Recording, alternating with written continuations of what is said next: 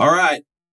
We're here for another episode of Confessions of a Street Broker. And joining me today is a longtime battlefield competitor and friend, Corbin Blount with Lee & Associates.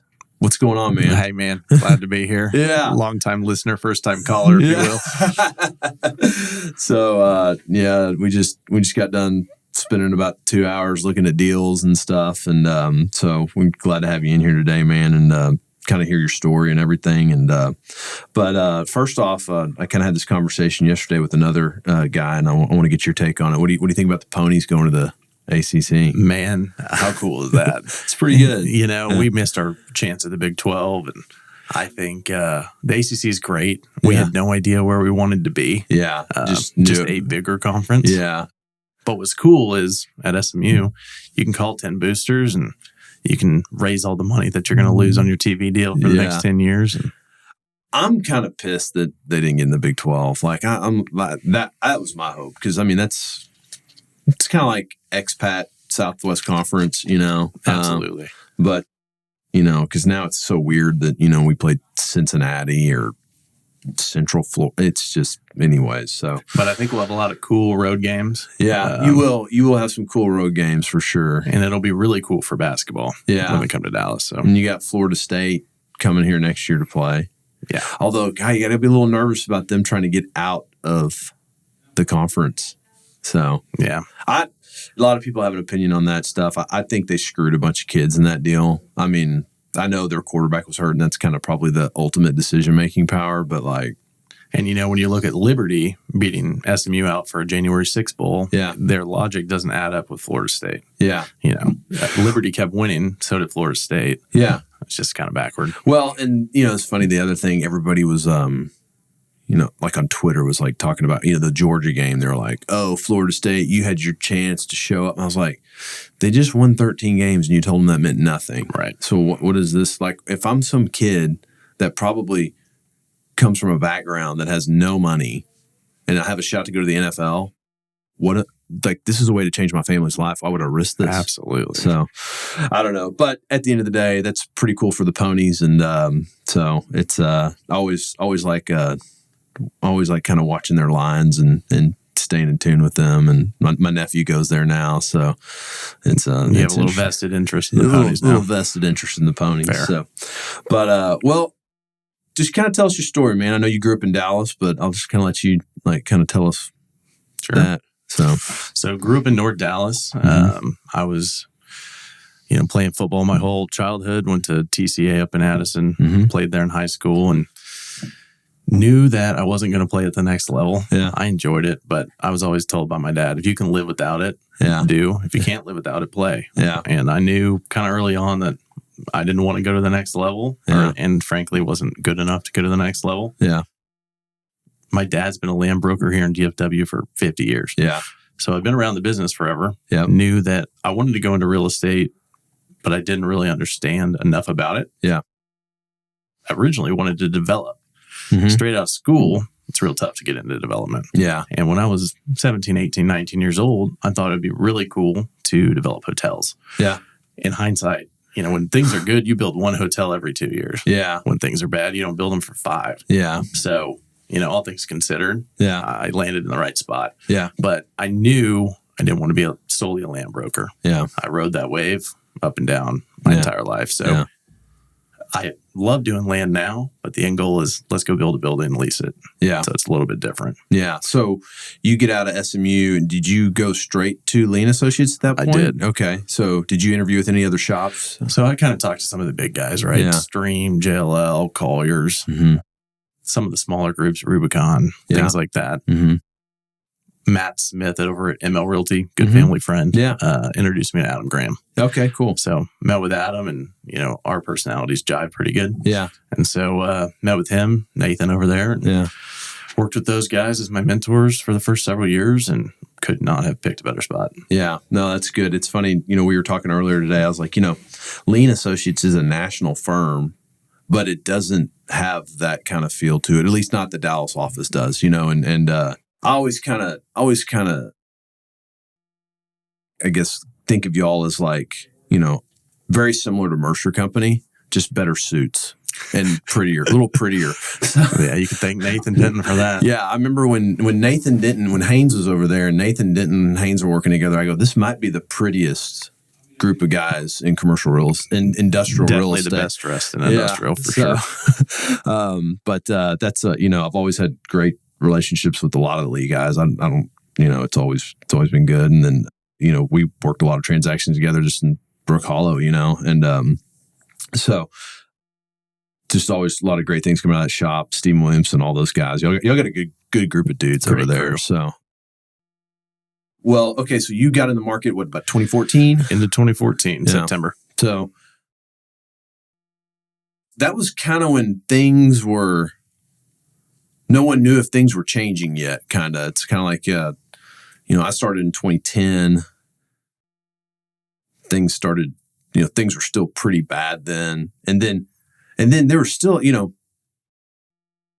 what was interesting is there was still inventory. So I guess that's really what I'm saying is there was inventory. Yes. It's like, back then you could be like, you go make a call on the guy in Brookhollow and he's like, I need a 30,000 foot building to buy. And you're like, I'll be back tomorrow with 10 of them, know? Yep.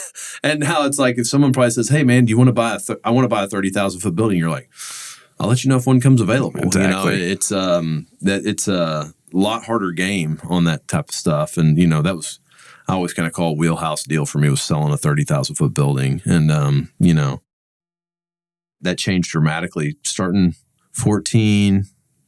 I'd say it probably started like 16, 17. Then it started getting a little tighter. And obviously with COVID went crazy. Tighter. But it got a lot tight right before COVID because what was interesting was like, I think all these private equity shops one day decided to go to some convention and they came up with these terms like urban infill and core and last mile. Yep. And when they did, they went, Brookhollow, About as infill as it gets. Yeah. And so all these investor groups started showing up to buy buildings about late 17, early 18. And like everybody was buying buildings down there. I'm like, where did these people come from? Like, I've been down here for years and no one would buy this stuff. And I remember those buildings would trade for $55, $65 a foot when I got in the business. Yeah. You, I'm sure, remember $45 a foot. Oh, I remember when at one point in time, Jason Mosier had a ton of, when I started, Jason Mosier had a ton of listings and he got them all because he priced them at $35 a foot. And everybody was like, you're insane. I've sold buildings in the teens per foot in Brookhollow. I sold a building at 18 a foot in Brookhollow. That's incredible. Like, it's like, when does that happen? Like, it's and what does that building sell for today? $100 a foot minimum. Easily. So, yeah, everything started creeping up. And at that point in time, Prologis was selling their assets down there. Mm-hmm. They're like, get us out of this stuff. Can you believe that? Unbelievable. And now, they sold, I remember, so Prologis put everybody on the song and dance train and come pitch for selling all of our Brookhollow buildings. And I think Clint Riley ended up winning the business on that deal. And he sold like, I don't know, 4 or 5 buildings for them. And probably would have been more at some point, I think some point halfway through that, they went, oh, shoot, we shouldn't do this. So, it was very, very strange. And that was about the time they bought DCT. And so anyways, that's what's the interesting thing about that. Now, the one thing I've noticed in Brookhollow, though, is like, it's a weird market. And I feel like the capital guys don't understand the makeup of who's a tenant and who's an owner down there. Because what I've seen is you have some capital group that's going to buy they got to buy like a 40 or 50 to kind of even make it worth doing. Sure. Right? Well, a 40 or 50,000 foot building in Brookhollow is occupied by a user. They don't want to pay rent. That's right. And that's a big building in Brookhollow, too. That's a big building. There's probably only like 10 buildings over 100,000 feet in Brookhollow. And so what was interesting there, too, is like, so they buy this 50,000 foot building and then they price it at a price point where you could go to the airport and get a brand new building for the same price. So you have to take a 50 to 60 year old building, 70, year-old building now, Yep. and say, okay, hey, I want the same price, but you're infill. But it's like I can go to the airport and get a 32 clear foot building for the same price. So, Right, and this one's 16 clear with no sprinklers. So it's interesting. I was looking at how much there's actually right now currently a lot of vacancy on the lease side in Brookhollow. Same up in Bellwood too. Yeah, and it's all owned by these capital groups. And Bellwood's a very big user market too for a long time. And it kind of reminds me. I don't know how much you ever messed around the design district. I stuck my toe in and I was like, this is not the place for me. I agree. But, I looked, I want to say in 2021, you know what the vacancy rate in the design district was? 17%. Wow. Because everybody paid all this money for all these buildings and then they had to justify their capital. So I don't know. It's been a very interesting evolution. And I've always heard people say that they're going to tear down Brookhollow one day and build buildings, but that ain't never going to happen. You got to you still have these owner users all entrenched in there. So you got to get a lot of people on board to assemble land down there. Of course. And imagine the basis you would have in buying a couple buildings and assembling it. You'll never be able to make the rent work. No, absolutely not. So I don't know. It's interesting, but you work a lot of Brookhollow area, but you kind of work up into the Stemmons and then you're also doing some national stuff too. So I am. I would say probably 25 or 30% of my tenant rep work is out of market, typically out of the state of Texas. Yeah. I enjoy it. It's definitely a little different than kind of, boots on the ground, knocking on doors, but it has provided a lot of perspective into these different markets. Yeah. And I enjoy, going to the Pacific Northwest and seeing how they build buildings up there. Yeah. And, going to Reno, Nevada and figuring out how they build buildings in the mountains. It's always just been interesting to me. So how did you pick up these kind of corporate tenants? I mean, were they like Dallas people that you hey, I can service your needs across the nation type thing? So typically, pick up a tenant rep deal, say, hey, I know you have 20 locations across the country, but let's use this as a trial run. Yeah. If you like the way I service your business and you like the way we work together, I'd love to help you on another too. Yeah. And you kind of grow into getting the full portfolio business. Yeah. It is a lot of work being out of market. And you know how it is. You get a broker from Cincinnati emailing you for lease rates and a flyer. Yeah. You don't really put a whole lot into that. Yeah. So, you got to have a good co-broker. You got to have boots on the ground. Yeah. But, once they realize that you're representing someone who's a large national client, they typically kind of change their tune a little bit.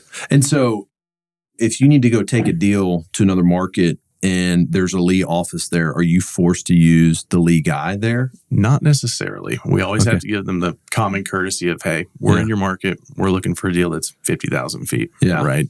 But sometimes the Lee office isn't industrial focused. Sometimes they're an office shop or they do investment sales only. And for that reason, and my promise to my client, I'm going to hire the best broker on the ground, whether it's a Lee broker or someone else. Yeah. So there's many times I hire Lee brokers, but there's a handful of others where I haven't. That's kind of I've thought about that. I was like, I always thought I was never at a shop where I kind of had that platform to sell, but I was always like, man, I could totally go, I worked some out of town deals and people are like, well, how would you do it? I go, I just go interview and find like someone is, I feel like that's equally as good as me or something, and work with that guy. And so that's kind of the interesting thing now that we're doing. We're starting, we were just talking earlier, I tell you, we're starting to do these debt and pref deals. I'm evaluating sponsors. I'm like, I'm a sponsor now. And so it's like, I'm just saying, okay, let me see this. Let me see this. How do you do this? And it's like, if I can find a crack in there where I'm like, well, we do that a lot better. I can be like, okay, well, this might be a reason we won't put money into you, But a lot of the stuff we're looking at is, like I said, is single tenant net lease retail. So you're talking about a guy that's probably stamped out this building 100 times. So, but we do get a lot of stuff thrown at us now. Like I had about a $5 million land deal thrown at us, and I was like, I looked at the deck in 2 seconds, and I was like, no, this guy's inexperienced. I can tell you right now, just looking at this deck, these people have never done this before, and so that's kind of the interesting side of how our business is evolving. We're always going to be a deal shop to buy buildings, but it's like we have another way, and I got into kind of lending the money because just. You have how many times you get an owner finance offer and the owner doesn't want to take it? And he's like, oh, I don't want to do this. And I literally started getting into loan and money by one of my listings, had a listing on Cash Road. And guy was like, hey, I want to sell this, want to get out of it. We were asking 1.7. And he was like, hey, I'll take 1.6 on it. We got an offer at 1.7 with 600,000 down at 8% interest. And this is back when money was at 4. And I was like, hey man, you need to take this. This is a good deal, dude. Yep.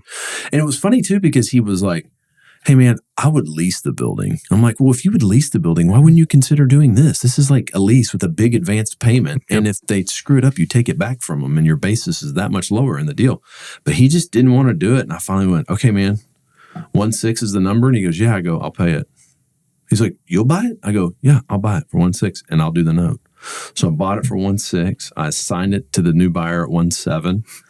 I borrowed $800,000 at 4% interest and then put another $200,000 in at 8% interest. So I made 4% spread on the bank's money and 8% spread on my money. Me and Romeo at Cantax bought it. We still own it. And the notes, and we did a 5-year note with them. It's coming due this year. But I was like, dude, there's like a market here for this. There's a guy that doesn't want to deal with the bank at some point.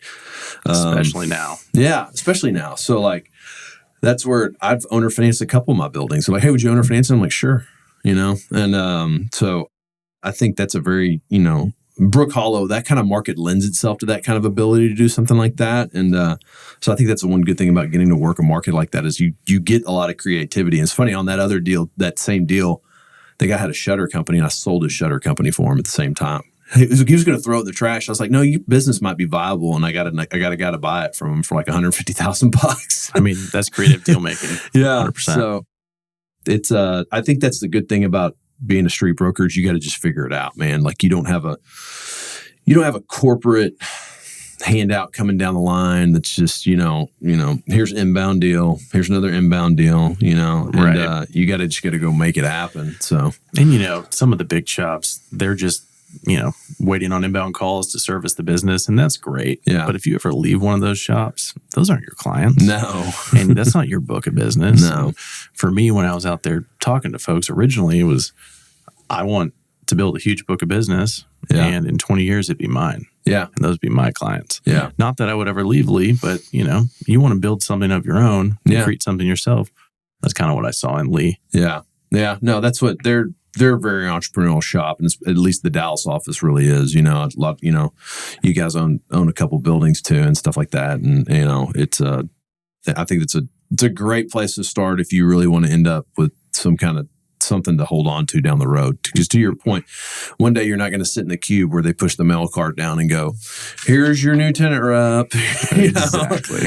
And so, but let's see. So this is something I like to ask. So like, what was the worst cold call you ever made? Oh, dude. So I was in the business maybe a month. Yeah. I was down there calling on Irving Boulevard and Mockingbird. It was a Friday midday, and I kind of, had been told Fridays everyone's a little happier to see you stop by. Yeah. So I went to test that. I walked in on a group, and it seemed maybe they had just moved in. The lights were off. And I said, hello? And this big old guy, about 400 pounds, around the corner. And he stares at me and goes, what the fuck do you want? I said, well, I'm Corbin with Lee & Associates. This building just sold down the street. I thought you might want to know about it. He said, do you know how to fucking read?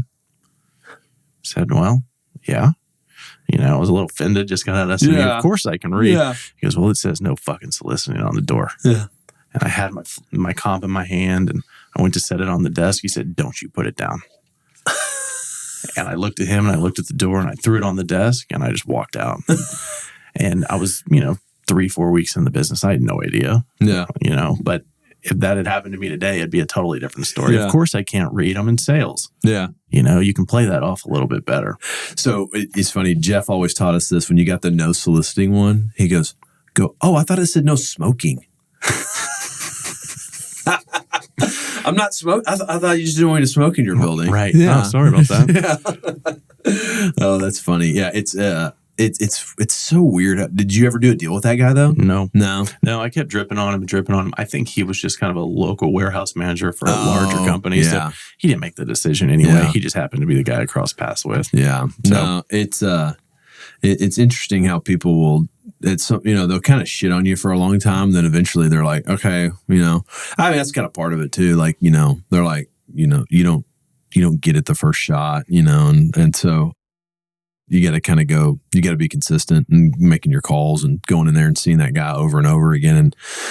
And that's really your branding, right? That's you're branding yourself as the guy that's going to show up every month, Yep. in his office and be like, I got to like talk to this guy at some point, Right. And so that's how you end up winning a lot of business, though.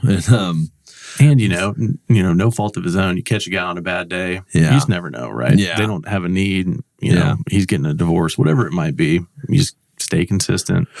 Well, and I always thought this. I was like, man, like business owners are thinking about running their business. We're thinking about real estate constantly, and they're like, I don't have to think about this for like 5 years. Like, what do you want to talk about? Like, this is I got to get orders out or whatever it is. And we're like, no, man, real estate's going on constantly because in our world it is. Right. So it's I always try to be mindful of that. But I think the cool thing about what we get to do, though, is walk in all these warehouses and see how all these different people make money. It's like things you would never think of. And you're like, you actually make money off that? Like, that's so weird. I always, when I'm pitching a tenant rep deal, I'll say, I have to know, how'd you get in the fastener business? Right. How'd you get into selling nuts and bolts? Yeah. It's always interesting. Did you just find something that had margin? Yeah. Or was it a family business? I always find it interesting how these people end up in the insulation business or whatever it is. Right. And so, when they send their financials out and you get to review them, you're like, you make how much money selling fasteners? It's unbelievable. Yeah. Yeah. This sounds like a pretty good business. No kidding. No. Yeah. It was seeing all those different things. Just, I think it really elevates your business acumen where it's like, okay, man, like, you eventually understand like, okay, this guy has to do this to get this out of the product. This is why he really needs a facility like this.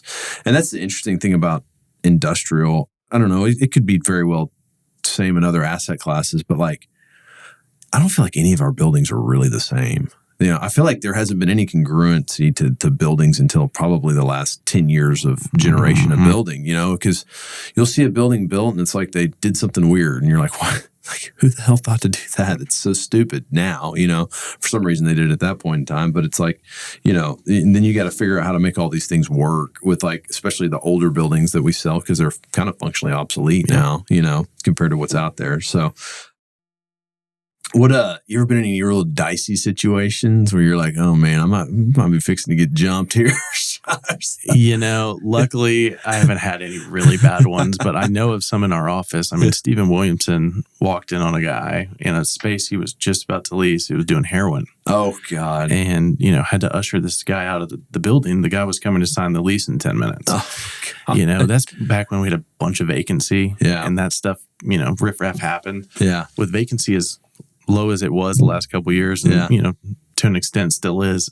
Some of that riff-raffy stuff we don't see as often, but I haven't had one where I felt super in danger, but I've, been touring in Hines and watched someone pick up a prostitute and watch people sell drugs out in the corner. I mean, unfortunately, you're in an industrial park, so that stuff happens. That's where it happens. Yep. I did an office deal like 2 years ago. Just kind of a referral thing, but it was like a 20,000 foot office deal. So I was like, this is worth it. And man, it was so nice, like showing up to a building and there weren't needles on the ground or something. And condoms. Yeah. Oh, yeah. Just like, oh, God. I remember vividly, I was looking at a building with Keenan Cook years ago down in Hines, and there was, some shrapnel from the night before on the ground, and Keenan saw it as he drove up and just parked on top of it. And so when my client showed up, he didn't see any of it because his truck was parked over it. But, it's just kind of the lay of the land down there. Well, that's kind of just, prepping your listing to make sure it looks right for everybody, Absolutely. Get there a couple minutes early, hide the needles. Yeah. Oh, it's funny. So let me ask you this, kind of like, what's kind of like your routine of things? Like what are kind of the habits you do on a daily that make you, have gotten you to the level of success that you are? Like, what do you think are kind of like your anchors of every day that you kind of get into? Sure. I mean, I was told early on, this is not a job. This is a lifestyle. Yeah. If you're not constantly thinking about what you have working today and what you're trying to have working in the future, you're probably not cut out of the right cloth. So I think a lot of it is early mornings prior to having a baby. Yeah. I loved being in the office at 6 a.m. Yeah. It's quiet. I can get my day ready. And by 8:15, when some other people are coming in, I'm out the door to cold call. Yeah.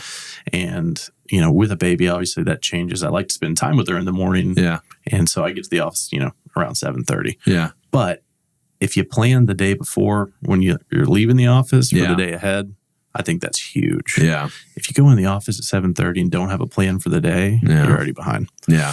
So it's just consistency Yeah. and knowing that, some days you're not going to have a ton of success working your program, but that if you continue to work the program, you're going to have success in the long run. Yeah. No, that's a great point. That's that's an interesting thing, that just really prepping your day before, I think that's what makes like the greatest quarterbacks in the world, right? They just prep. So that's what, like, my son, he plays inside linebacker, and we always talk about Luke Kuechly and how great of a linebacker that guy was. But that guy was a maniac in watching film, and he could just tell you everything that was going to happen before it happened. So as soon as the snap went off, he'd watched that film so much, he just knew exactly where the play was going. Yep. And and so I think it's the same thing, right? Like if you prep so much in understanding your market that you work, understanding your clients' needs and all that stuff, and you're just constantly thinking about it, I think it just makes everything it makes it very easy.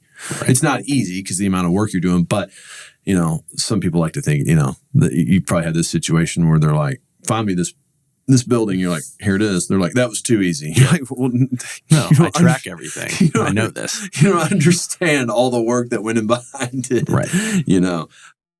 So that's a big key. Like, that was for me. Like when I started, I was always in the office really early.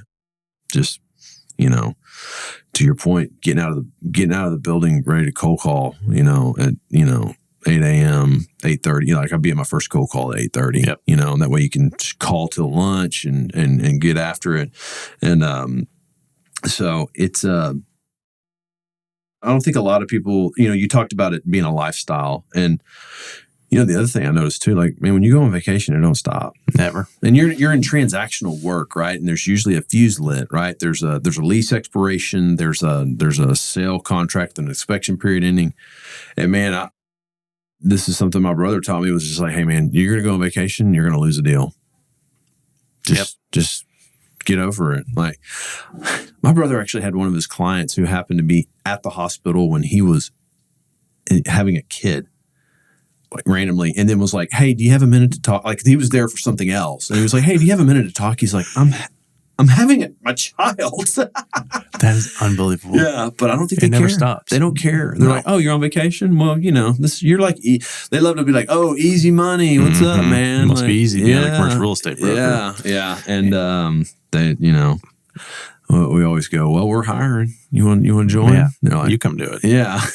And, we're compensated very well when we transact. Yeah. But what people don't see that aren't in our business is all the things we do prior and post that deal getting done that we never get paid for. Oh, no. Yeah. I mean, if you do a tenant rep assignment, guess what? You're now the property manager. Because they don't want to call the property manager. They want to call you. Because they're like, well, you got me into this. I'm like, sir, I just leased you a building for your business. Right. I didn't freeze your pipes. But at the end of the day, you end up facilitating those things because that's the customer service aspect of it, right? Totally. You're like, hey, don't call me for this. Call me when the lease is up. That's not going to work either. So, but yeah, no, there is a lot of, just customer service after the fact. It's like, I got a client and, he ended up subleasing 3 different tenants within his building. Like he put it all together. Well, who wrote the leases on it? Isabella did. Right. Right. And like, that's not, I got to pay Isabella for her time, but I don't charge him for it, sure. So, but, well, what's something about you that no one really knows? Oh man, that's tough. In our business, we have to be a big personality. Yeah. But I really do love the time where I can sit there in the quiet and just kind of decompress. Yeah. And, this business, it'll wear on you a little bit. Yeah. And I've always thought I had thick skin, but I've learned to grow it doing this. A lot of people look at successful brokers and say, oh, well, they deal with getting rejected all the time, but they just go about their day. It's what they do. Yeah. It's part of being weathered and a little salty. Yeah. But that stuff, when you lose an assignment or you don't get hired, like you take that to heart. But it's, those losses sting, but they're what motivate you to move forward. Yeah. So, yeah, no, it is. It's when you feel like you had something kind of like, you did everything, we've all been on that pitch where you're like, I did everything right, and you still lose. Right.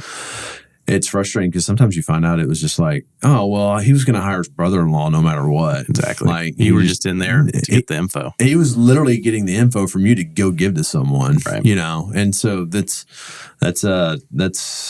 pretty painful, But and what sucks is you have to go back in and see that guy again. Absolutely. Because you're kind of like, well, when his brother-in-law screws it up, I'll be here, or maybe they hire another broker who gets it done. Who cares? But things change, right? Like I would always tell guys, I'd walk in, they'd be like, hey, look, I work with so-and-so. I go, man, I'm just here to audition for second place, right. Like, absolutely. Like, just let me be the bridesmaid, and life happens, right? And oftentimes it's better to be the second broker on a project. That is no doubt. Like, man, you see and usually that comes from a kind of like an unreal. So I think that works on two sides of the equation, right? I think it works on the listing side where you have a very unrealistic landlord or seller. And the first guy works it and probably got them the offer that they needed to take, but they weren't ready to take it. So they fire him, hire you, and get pretty much the same offer and end up taking it. Yep. Because they're like, okay, well, I did everything that I could. So it sucks for the first guy. But to your point, being second in, not always a bad thing. It's not always a bad thing. On the flip side of it is, I see this, you see this in buyer and tenant rep. And the going into the deal, some buyers, and some tenants, they're chiselers, man. They want to just negotiate, and they lose that deal because they're like, hey, there's another deal, and they're like, commercial real estate guy broker me, whatever. Well, then they lose it, and then they're like, oh shit. So the next one, they don't screw around. And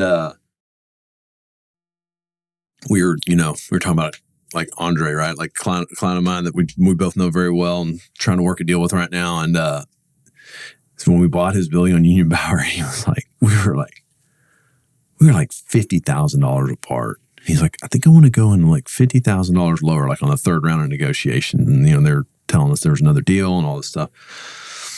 I just told him, I said, well, you must be willing to lose in order to win. So you willing to lose it?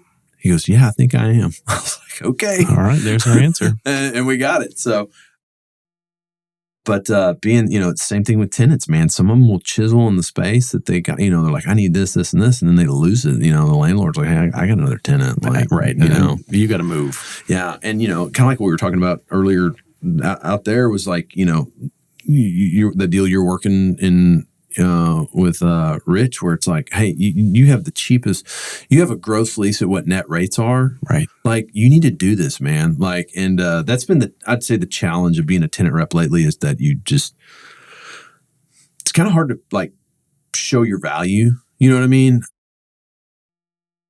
Where like we discussed, like back when we started in this business, you could kind of kick some teeth in and really, do some stuff. But now it's a little harder. And then you got to convince the client that this is a good deal, and they're just staring down the barrel of a pretty big market increase. So and I get it, right? At some point, you can't afford to operate at X. Right. But if you can pass that through to your customer, that's the way you got to do it. It's interesting. We bought this property down in Marble Falls, and the one of the tenants, it's a building, they're a cabinet shop and a barbecue restaurant. Really? Yeah. And so, we go in there, everybody's paying like 6 gross, and the market down there is 12 to 14 net. And I went into him, I said, hey, look, year one, $9 net. Okay. And they were like, we're just going to shut down. I didn't even think of this. So Joey in there, our asset manager, he goes and eats barbecue at every barbecue restaurant in Marble Falls and gets their prices. And he goes back to me, he goes, man, do you realize your prices are 40% below everybody else's? He's like, you need to up your prices, man. Yeah. Like, and you can afford your new rent. Yeah. What do you know? Yeah. Like, you should have been upping your prices years ago. You left all this, So anyways, we did a short-term lease for him to kind of let him absorb that. But to your point, this is all getting passed on at some point, and or it's been being passed on, and you just had cheap rent for a long time, and now it's coming to roost. So you just got to deal with it. So, but that's the tenant rep side of things. That's where I still work a couple renewals and stuff, and it's just like, man, like I know you're paying 5, it's 10 now. Those are tough conversations. They're tough conversations. It's not received very well. You better have your data to show them the market. So, hey, here's all the market. Do you want to go look at it? And they look at the pricing. They go, and then they do the math in their head what it costs to move, and all of a sudden, and that renewal doesn't look as bad. No, it doesn't. So that's unfortunately where we're at. But I think that's just a product of Dallas-Fort Worth being the superpower that it's turning into. So I agree.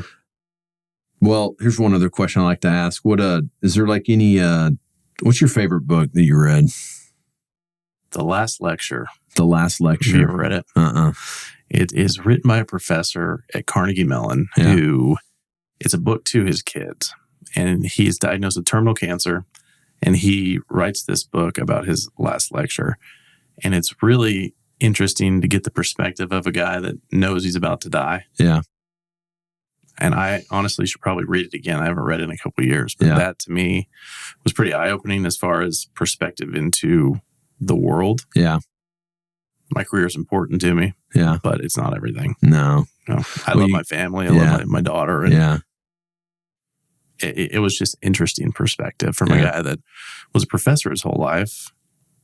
I think he wishes he could have spent more time with his family, knowing that he's, kind of facing the end. So, yeah, it was, what was it?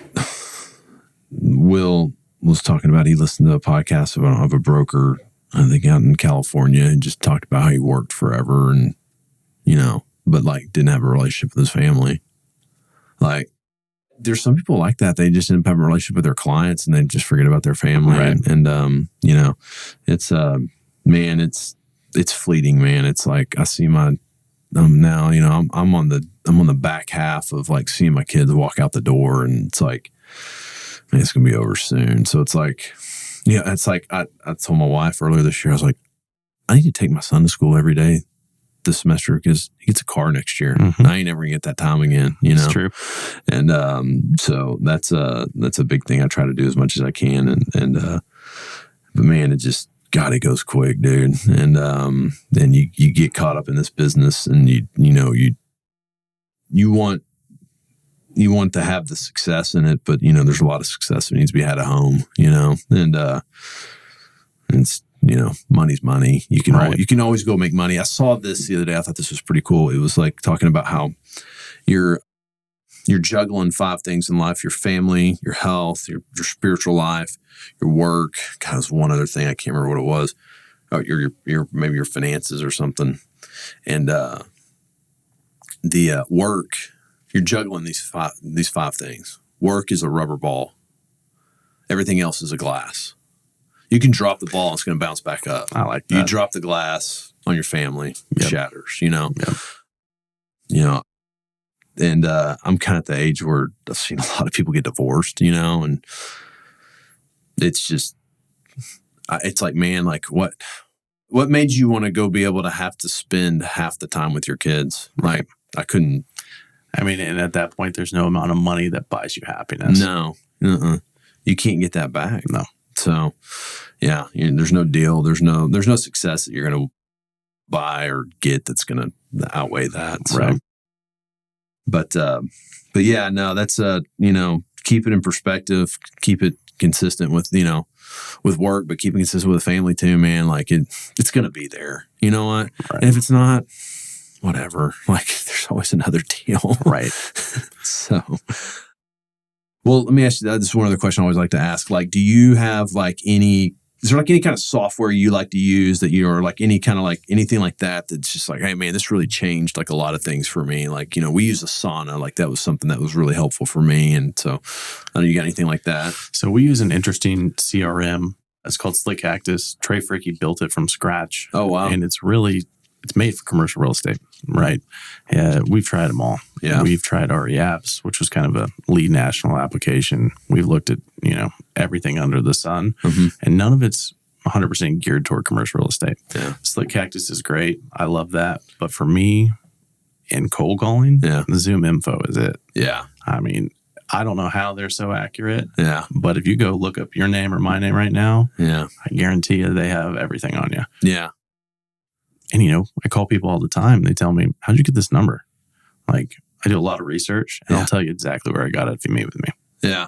There you go. But everything's public record. Yeah. No, it is. It's just a matter of finding where it all is. It's so cool that we have that stuff now because, man, when we started, you didn't really have anything like that. It was like you just had to go in and hope you could get past the gatekeeper and hope you could get a card and all that stuff, and you'd get an email and then, half the time, it was they had a fake card they'd give this card out. A guy that didn't exist. Yeah.